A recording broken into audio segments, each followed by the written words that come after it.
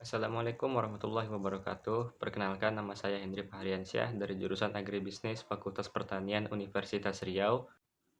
Baiklah, di video ini saya akan mempresentasikan tugas literasi digital saya yang berjudul Permasalahan Belajar dari Rumah. Untuk melakukan penelitian ini, saya memberikan kuesioner kepada beberapa responden dan memperoleh data sebagai berikut. Baiklah, data yang pertama adalah banyak pembelajaran dilakukan dalam satu minggu. Sebanyak 38,7% responden atau 12 orang belajar 5 hingga 7 kali dalam seminggu. Sedangkan sebanyak 35,5% responden atau 11 orang sebanyak 3 hingga 5 kali dalam seminggu. Sedangkan 25,8% responden atau 8 orang 1 sampai 3 kali dalam seminggu. Data berikutnya adalah durasi pembelajaran dalam satu hari. Sebanyak 41,9% responden atau 13 orang belajar 1 hingga 3 jam dalam sehari. Sedangkan sebanyak 35,5% responden atau 11 orang belajar lebih dari 5 jam dalam satu hari. Dan terakhir, sebanyak 22,6% responden atau 7 orang belajar 3 hingga 5 jam dalam satu hari. Kemudian dapat dilihat data berikutnya adalah aplikasi yang paling sering digunakan. Mayoritas dari responden, yaitu 83,9% responden atau sekitar 26 orang, menggunakan aplikasi komunikasi video seperti Zoom Meeting, Google Meet, dan lain-lain. Sedangkan 5 responden lainnya menggunakan aplikasi sejenis. Baik, data yang berikutnya adalah hambatan yang dialami ketika belajar. Sebanyak 17 responden mengaku merasa bosan ketika belajar online. Sebanyak 7 orang mengalami masalah berupa perangkat digital yang kurang memadai. Sebanyak 17 orang mengalami jaringan internet yang kurang memadai. Sebanyak 5 orang mengalami keadaan listrik yang kurang memadai. Sebanyak 17 orang kurang berkonsentrasi dalam belajar. Sebanyak 21 orang kesulitan memahami pelajaran.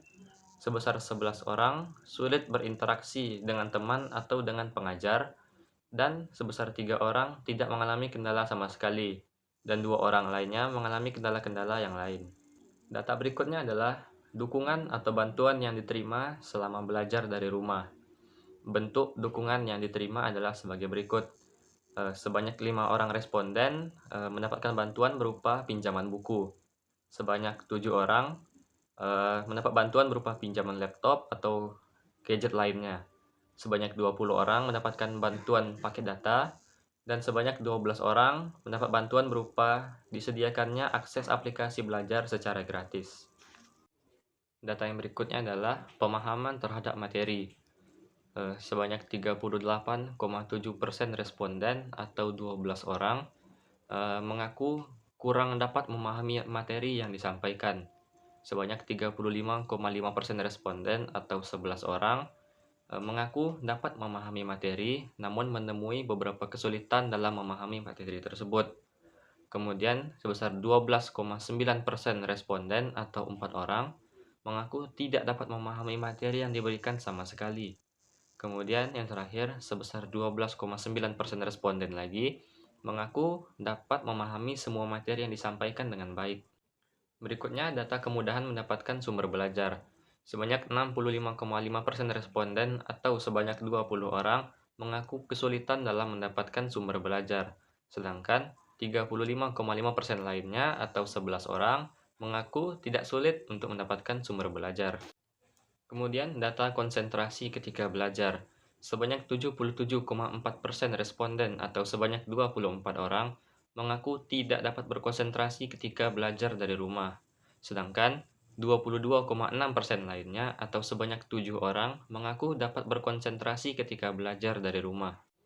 Kemudian, data gadget atau perangkat yang digunakan. Sebanyak 28 responden menggunakan smartphone, sebanyak 2 orang responden menggunakan tablet, sebanyak 18 responden menggunakan laptop, dan 2 lainnya menggunakan komputer. Baik, dari data-data di atas dapat disimpulkan bahwa terdapat 7 kendala yang dihadapi oleh pelajar selama pembelajaran dari rumah. Masalah-masalah tersebut dapat dikelompokkan ke dalam kendala yang berkaitan dengan aktivitas belajar, kendala yang berkaitan dengan penggunaan teknologi, dan kendala yang berkaitan dengan pribadi pelajar dan lingkungan tempat tinggal pelajar. Yang pertama adalah kendala yang berkaitan dengan aktivitas belajar. Kendala ini meliputi kurang memahami materi, pembelajaran kurang interaktif, terlalu banyak tugas, kesulitan mengakses sumber belajar. Menurut sebagian besar responden, pembelajaran dari rumah cenderung lebih sulit memahami materi bila dibandingkan dengan pembelajaran secara langsung atau tatap muka ketika berada di sekolah atau ketika berada di kampus. Hal ini disebabkan karena pembelajaran yang monoton, kurang interaktif, dan juga kurang leluasa dalam memberikan umpan balik kepada pengajar. Yang kedua adalah kendala yang berkaitan dengan teknologi. Kendala ini meliputi jaringan internet yang lelet, kuota internet yang cepat habis, dan juga perangkat belajar seperti laptop atau smartphone yang kadang-kadang sering bermasalah di luar kendali kita. Dan yang terakhir, kendala yang berkaitan dengan pribadi dan lingkungan pelajar.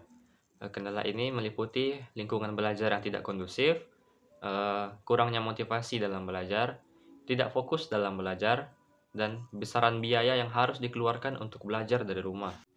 Pandemi COVID-19 mengharuskan orang-orang untuk tetap berada di rumah, dan hal ini menyebabkan suasana rumah menjadi ramai dan berimbas kepada kondisi belajar yang tidak kondusif. Selain itu, karena menatap layar smartphone atau laptop dalam waktu yang sangat lama, sehingga dapat menyebabkan kejenuhan timbul pada diri pelajar, dan hal ini menyebabkan kebosanan dan kurangnya motivasi dalam belajar. Baiklah, sekian yang dapat saya presentasikan. Lebih dan kurang saya mohon maaf. Terima kasih. Assalamualaikum warahmatullahi wabarakatuh.